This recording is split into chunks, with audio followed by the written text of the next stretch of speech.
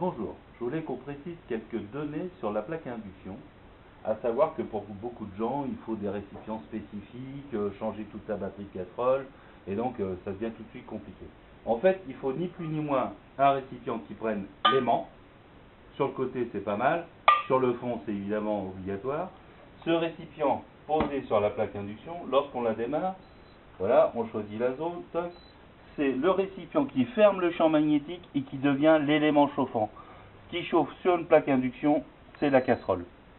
Donc, on entend dire après effectivement que le verre reste froid. Bien sûr, il reste froid tout autour, mais au bout d'un certain temps, vous avez bien évidemment la conduction du récipient va chauffer le contenu et chauffer en dessous le verre.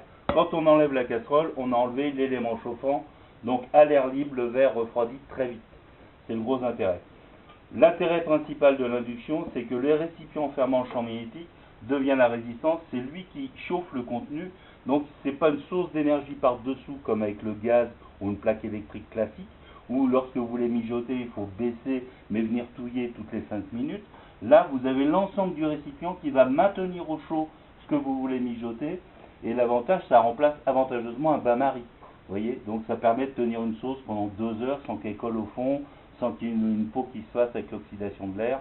C'est vraiment un produit très performant, c'est 2 fois plus rapide que le gaz à puissance identique, et c'est 4 fois plus rapide qu'une plaque électrique, mais avec un autre confort d'utilisation, notamment pour les mijotages où c'est fantastique, ça ne colle pas au fond, ça permet de laisser réduire pendant 1 heure, 2 heures, 3 heures, ça compote gentiment, c'est vraiment le bonheur des personnes qui aiment mijoter des petits plats, c'est la saison. Un petit navarin d'agneau, un petit blanquette, un petit bœuf bourguignon, et j'en passe.